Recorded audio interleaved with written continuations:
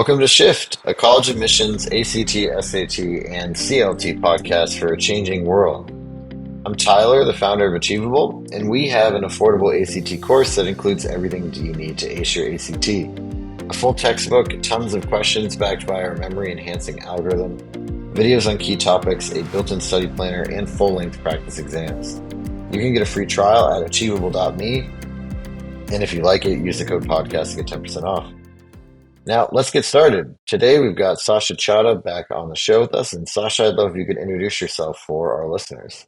Hello, Tyler. Thank you so much for having me. My name is Sasha Chada. I'm the CEO of Ivy Scholars. We're a candidacy building and college admissions consulting company. It's our job to take students and help them become the kind of candidates their target colleges want to accept, then help them tell amazing stories in their college essays. Our candidacy building program covers internships, academic research, and extracurricular activities, as well as leadership and service projects. And our college application program covers everything from selecting schools to gaining scholarships and financial aid to writing a personal statement, supplemental essays to preparing for interviews. Yeah, yeah, fantastic. And today, we're going to be talking about something that I think is actually really becoming a lot more like, I guess, an in vogue topic or something that people are realizing, which is that you can get more financial aid than you think. And I'm curious, so you told me sort of the origin story of this for you earlier, and I'd love if you could just share it again with our audience. I'd be happy to. Guys, late last night, I went to the EFC, Expected Family Contribution Calculator. Every major Which is what we university's... do for fun, by the way. Oh, definitely. I mean, what could be better at 11 p.m. at night, right, Tyler? Right, but that's I always appreciate that, right? Because I've totally been there where you're like, but I need to know. I do, because what I really, really hate is when families are like, I feel like this would be a great school for my child, but I just can't make it. There's something in me that grates, that just grinds to a halt and says, no, no, no, let's figure out a way to make this work. So Hmm. here's what I've got to share with you, and I think it's a really big deal. I went to the Expected Family Contribution Calculator for tuition for Stanford last night, one of the schools that's most generous with financial aid, and in a very expensive area. And I Hmm. said, well, obviously, if you've got a family that's under $120,000 a year in income, Stanford's going to cover everything, all tuition, room and board, books. But let's say you're something like an upper middle class family. See, here's the example I used. Let's say your family income is about $400,000 per year, and you've got about $100,000 in checking. You've also got retirement accounts collectively worth about $1 million, 401ks, IRAs, and you've also got maybe $500,000 in a post-tax brokerage account. Now, this is a family that's doing well financially. By the standards of America, they're in the top couple percent. This isn't a family where you'd expect they wouldn't be able to make it to university. This isn't a family you'd expect to struggle to pay. But Hmm. Stanford costs $88,000 per year just to attend. Then you've got to eat, and you've got to buy books. You've got to take a plane probably there and back, hopefully a couple times a year so students can see their families. It's very easy for that bill to reach six figures annually. And I think it's It's also understandable. like, yeah, it's on the one hand, you can afford it, but on the other hand, most people can't, even people that are doing well and like you said are making 400K a year, still hard to lay out 100K a year cash on top of what is probably like not a like most people live within their means, but that also means that they live up to their means, right? So this guy is not like spending 100K a year and putting 300K a year in savings. Like he's probably got a nice like a nice house and got a car payment and stuff like that. And then you might have more than one child. So college can get pretty expensive pretty fast. Pretty expensive indeed. But in that case I gave you, $400,000 a year income, a million in retirement, $100,000 in checking, $500,000 in post-tax brokerages. This family Right. would receive total need-based financial aid from Stanford in an amount over $21,000. That's just about 25% of total tuition. So even a family that's doing quite well financially stands to gain a tremendous amount, 25%, from need-based programs alone. Right. Yeah, and that's the crazy part is that Like it, for some reason, when I was going to college when I was younger, I assumed everybody paid the full price, except for like, 10 or 20% that qualified for financial aid, and they probably were getting almost their entire almost their entire tuition taken care of, right? And it was basically like two very distinct cohorts. I never asked anybody about this. That was just the idea that I had in my head, the presumption that I had. I think a lot of people have that presumption. And they don't even try. Like they don't even try to look at financial aid because they're like, oh, we make 400K a year. Like that's not for us. Like that's for people that are really, really, that really need it. And the truth is that one, like this is expensive for everyone. But two is like, I guess actually a pretty small amount of people pay full freight for 4-year colleges now. I mean, the price has gotten so high, like $88,000 a year is absurd, right? Like And it's that's only not even going up from covering there. probably a bunch of other stuff like room and board and books and everything else. Inflation's going to be a fact of life over the next 8 years. Administrative bloat, unfortunately, is a fact of life as well. There are more administrators at top universities than there have been at any other point throughout history. And Yep. colleges are competing with each other. And all of this pushes costs up. Even worse, when it comes to state schools, many states have slashed education budgets over the last 4 years, which means those schools need to either cut programs or look for other sources of funding, namely tuition dollars. So we're in a situation where families, middle class and upper middle class, even in the mass affluent, feel the squeeze. And family incomes below, I would say, $500,000 US per year as of July 2024 stand a chance of receiving a meaningful amount of need-based financial aid. Right. And that's just like a much higher threshold than I think people would have expected. I mean, the other part about it is so much of this aid, and this is, like for better or for worse, it's kind of related to what we were talking about before, but so much of this aid um, is related to test scores or kind of based off of things like test scores, GPA. And so, for better or for worse, like you actually can kind of get a multiplier on your investment into your students' test scores returned in financial aid, right? Like if you spend, call it 5 grand on tutoring, and then, your kid gets like a 15-20, and then that 15-20 gives them a 20K a year scholarship. That is a good use of your 5K for tutoring, right? And it is part of like, the frustration I think some people have with that whole system is like this idea that like you can kind of use the financial advantages you have to like get financial aid when that aid could be going to other people.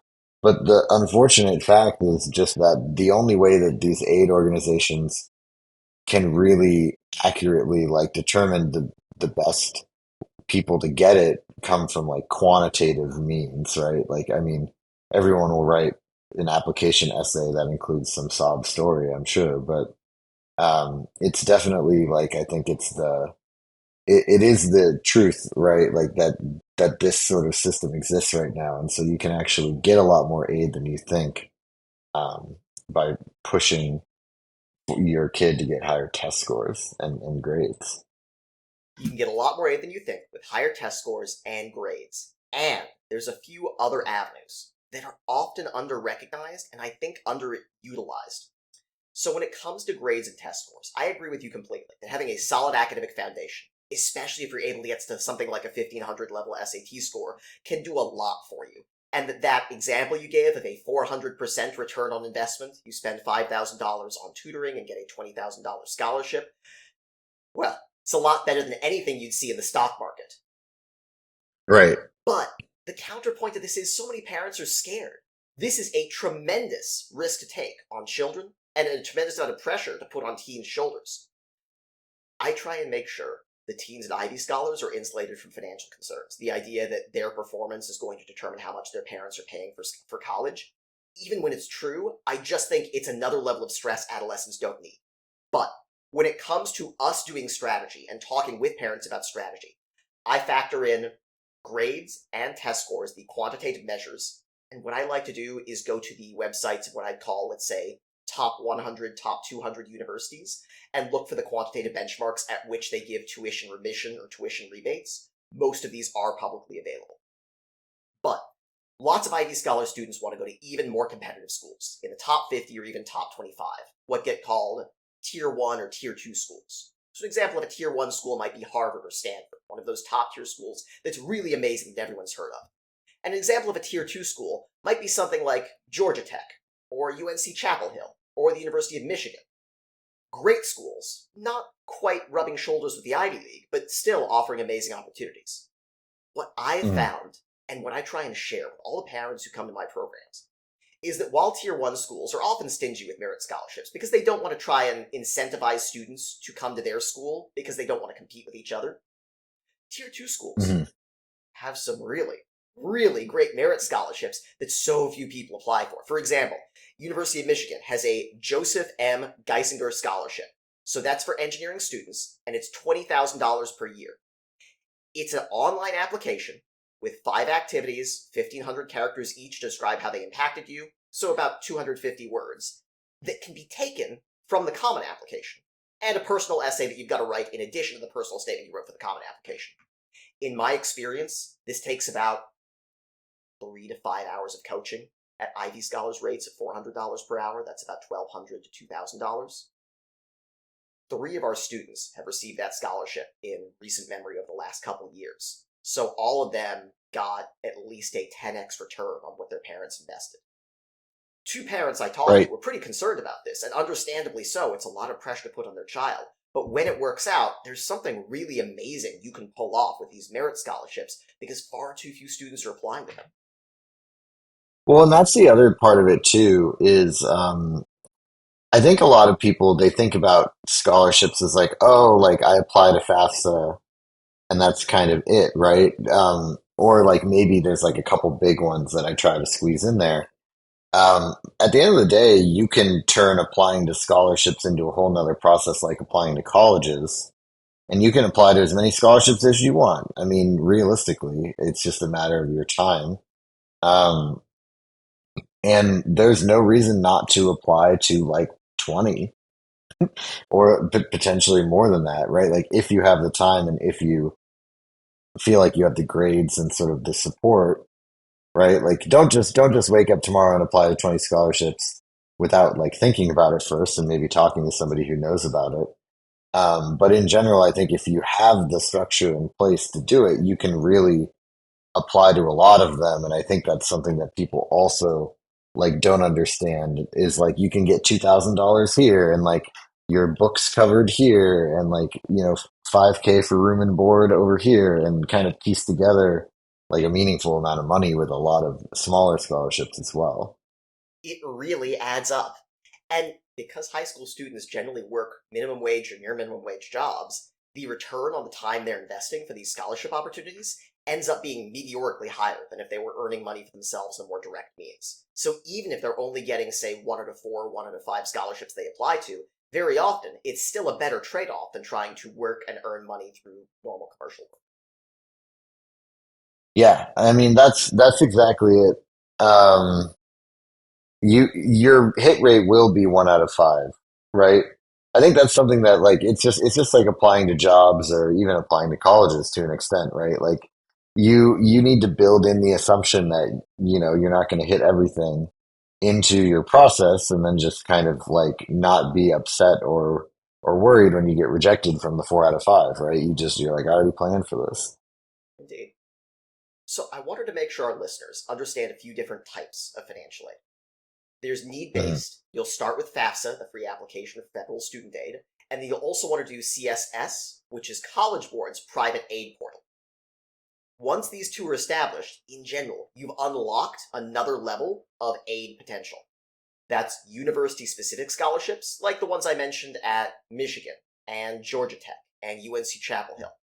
But that also means merit-based scholarships like the Coca-Cola Scholars Program, or the Brian Cameron Foundation, or even the National Merit Scholarship, or for those of us here in Texas, the 40 Acres Scholarship, a full ride to UT Austin. All of these Right. programs generally want to make sure you've looked at other aid options first, but these programs take 3 to 5 hours to apply to, and they could return, in the case of Coca-Cola, $20,000 per year, in the case of the Brian Cameron Foundation Scholarship, a full scholarship for about 10 to 15 students per year. So it's Ivy Scholars' job to coach our students, not just to look great when they're applying for colleges, but to be aware of the sources of merit funding they can pursue and make sure we pursue those aggressively as possible. And one of the little metrics I've started tracking that I've been very proud of the 2023 application cycle is that a substantial contingent of Ivy Scholars students made more in scholarship and financial aid than they paid at Ivy Scholars. So, for reference, Ivy Scholars costs about the same as a year of college.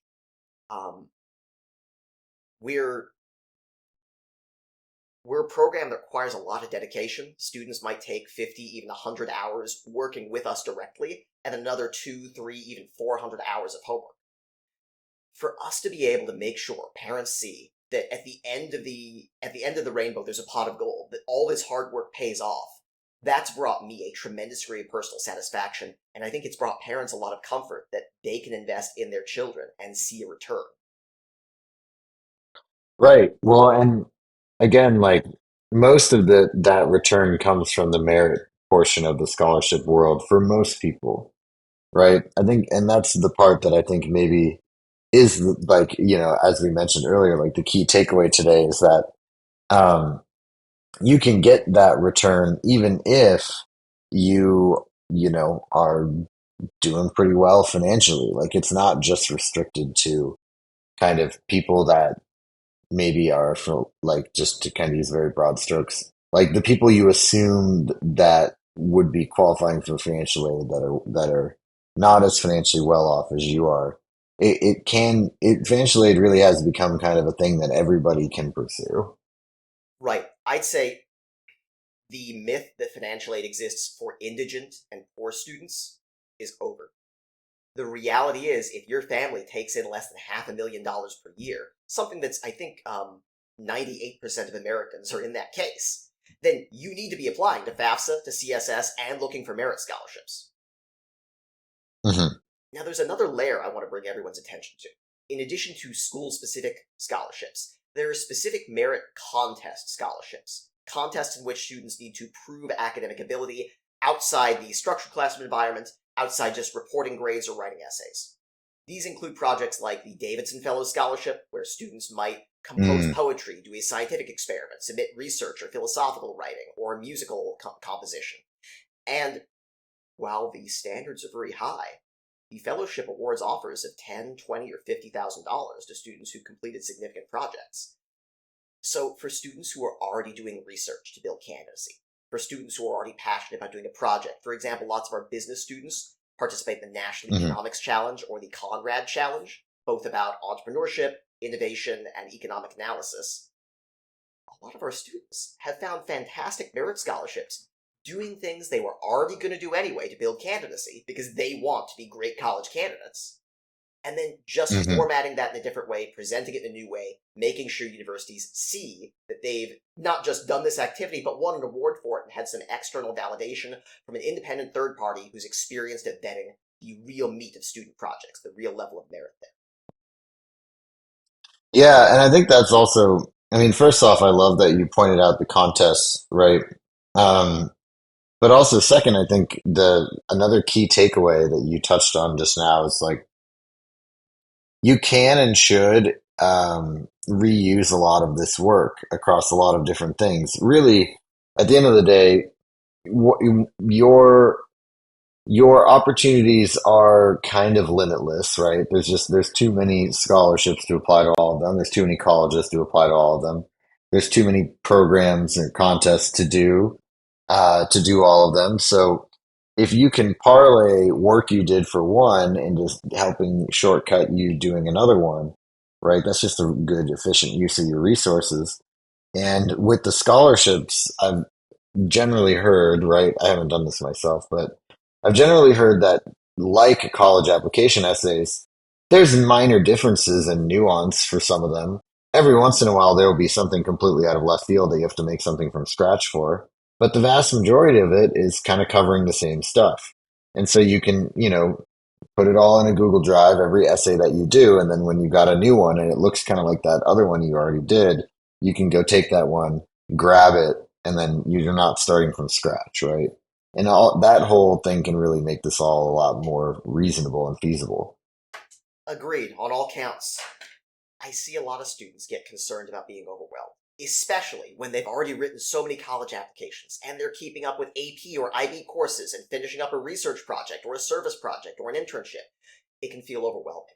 But the return on the financial value, the return on the time students invest, is so great that I think even students who are already busy and stressed need to give at least a little thought to financial aid and merit-based scholarships because there's so much potential there.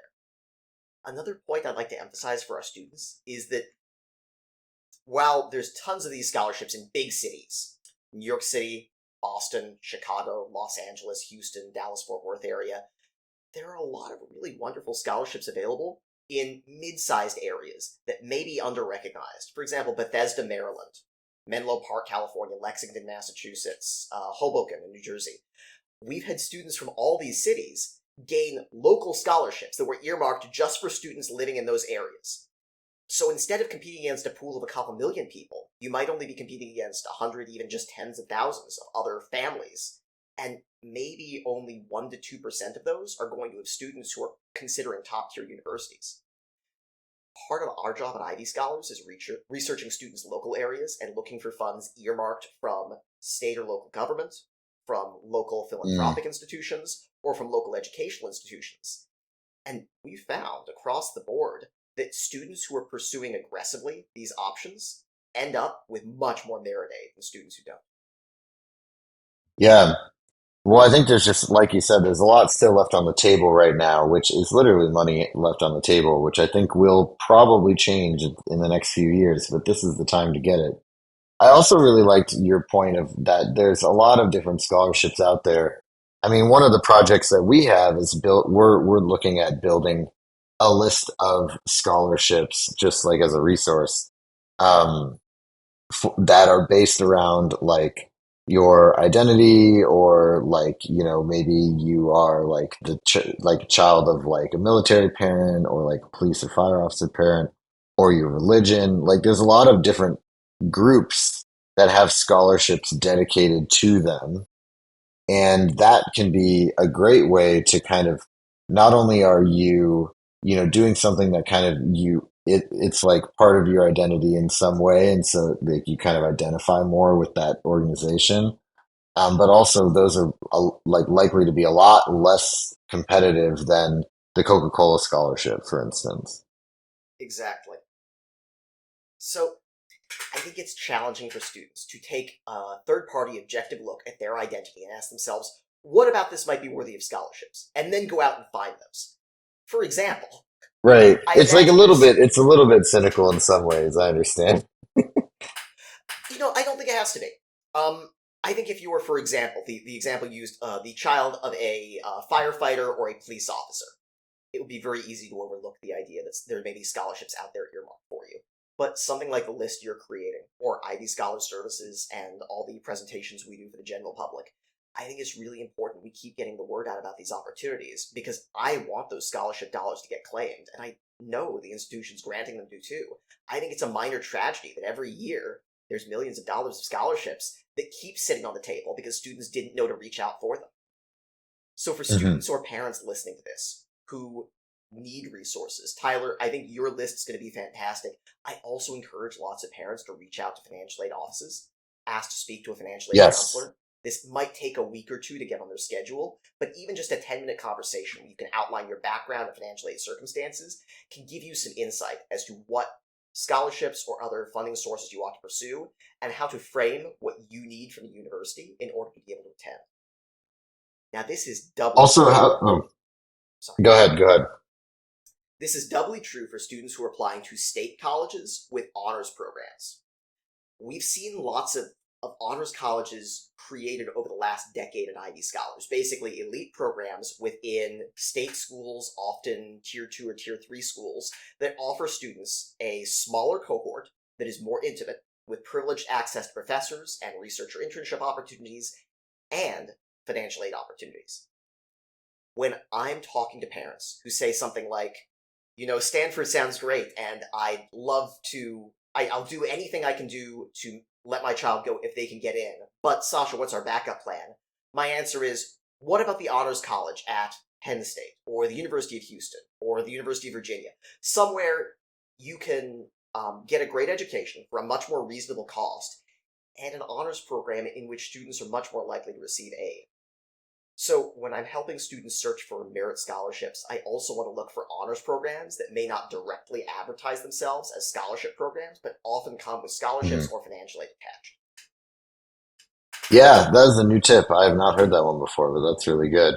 I mean, the other thing too, like you just made me think of this, is I think that parents, particularly when, they're in that wealthy cohort, if their kid's like, I got into Stanford, you're like, okay, well, we got to figure it out, right? But I think that, this is already part of the conversation for people that are not like, 400K a year income earners, but it should be a part of everyone's conversation is what is the cost benefit of this school versus others, right? Like, are there other schools where you could argue that the benefit will be really similar, but they're offering like a lot more scholarship, right? Like I had a friend who when he got into Boston College and Boston University, arguably Boston University's better, right? But he went to Boston College because he got a full ride scholarship there, right? Like for him, the trade off was significantly better for him to go to the quote unquote worst school because it wasn't like really that much worse or anything. And he was able to spend a lot less on his education. He graduated debt free. So, like I think those kind of conversations should start happening more with every family, not just the families that couldn't afford Stanford without financial aid, but like everyone, including the ones that can. Very well said. I think it's important to consider both the culture of the university and the opportunities they give for students both within their education and after graduation, in addition to financial aid. So when Ivy Scholars is helping students decide where to matriculate, we look not just at financial aid offers, but also at average income, 1 year out, 5 years out, and 10 years out for a given major from that school. We like to go to career services departments or career outcome pages on university websites to see what earning potential looks like for example, a computer science student coming out of Carnegie Mellon versus one coming out of Purdue. I think it's really helpful to be able to understand what you can expect to earn, not just right after you graduate, but say 5 or 10 years once you've started to establish your career. And that can help you make the right Mhm. decision as to what college is right for you by using something more than just university rankings, which I think are a nice place to start, but never tell the whole story. Well, and that's the other thing is, you were talking about kind of, yeah, you were just like kind of talking through that example. And for me, I think the big piece of it is that, oh yes, this is what I was going to say. I'm back on track. So the U.S. government, in one of its rare, really good ideas, has released this what's called the Financial Value Transparency and Gainful Employment Requirements. And what it means is that basically starting, I think, in July 2024, so right around now, we are going to see colleges have to report like what percentage of people get jobs, how much those jobs pay, breaking that out by major, right? Like it's suddenly going to make it a lot more of a decision that comes with data, right? Like the decision right now of what college do I want to go to is mostly based on the reputation of the college. And that is, the national reputation, but also the local reputation around like your particular community or neighborhood or things like that, right? And people, hear that it's a good school from their friend's mom and they go, okay, like I could go there because Susie thinks it's a good school. Now it's like, okay, this school, people graduate and they make 10K more than the other one, right? I think it's gonna provide a lot more context. Because at the end of the day, the thing that gets lost in this sort of rush of everyone going to college and you have to go to college and the good news is we got a really high percentage of Americans going to 4-year colleges now. The bad news is that what's been lost in that has been sort of that the colleges owe you something too, right? Like they should be giving you an education and an experience that makes you earn more money than if you hadn't gone there in the field that you're choosing to go into, and that's why you pay for it, right? You're kind of betting on your long-term earning potential. So those are all things that I think are really helpful in this whole conversation about like what college should you go to based on the money part. Agreed. I've got one final note that comes up a lot. I want to make sure our listeners understand federal work study programs. I've heard a couple parents say to me, Sasha, I don't want my child to work or have employment while they're in college because I want them to be able to focus on their studies. While I might understand this if you're working, say, in a retail or a food service job, I think work study programs specifically are really fantastic for students. They are built such that students still have time for academics and to study. They help integrate students with the campus community, often being part of something like the library or the sports hall. And they offer an opportunity for social interaction and a membership in the community that I think can be a really enriching part of students' experience. Certainly one of the better ways to earn money while in college. So even for families that don't face a lot of financial need, I encourage them when possible to take advantage of work study opportunities. I think it can be fun. I think it can be a great way to immerse yourself in the school's culture. And I think it can make the school more affordable for the family and give students a chance to earn a little bit of their own money and start feeling some agency in their own financial contributions. Right.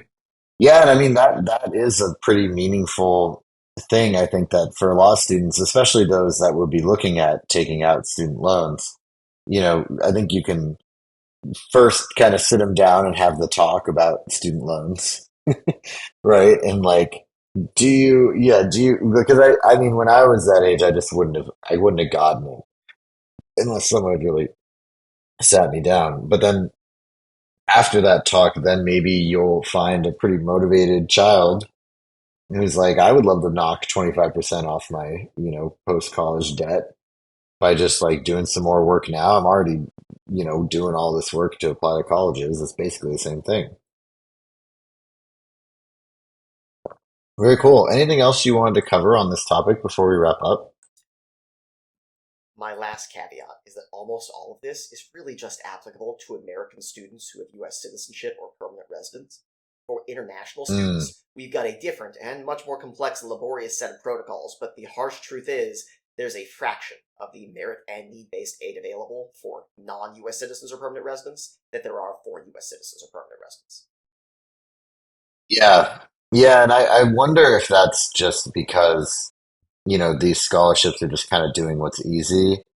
Yeah, I would still, if you are international, I would look in your local community. That's probably where you're going to get the most mileage, right? Because let's say you're applying to US colleges from Singapore, and there are some scholarships in Singapore for people trying to go to US colleges. Automatically, 99% of the world can't apply to those because they're only for people in Singapore. So, it'll be in that category of like probably smaller pot of money might be less total people applying, but also might be less people getting scholarships. I would also say that, US scholarships and companies should do better about this, and hopefully they will in the future. Agreed? Yeah. Well, great. Thank you so much. This has been Shift, a college admissions podcast for a changing world, hosted by Tyler from Achievable with Sasha Chada from Ivy Scholars. And you can get a free trial of Achievable's ACT course at achievable.me and use the code podcast to get 10% off if you like it.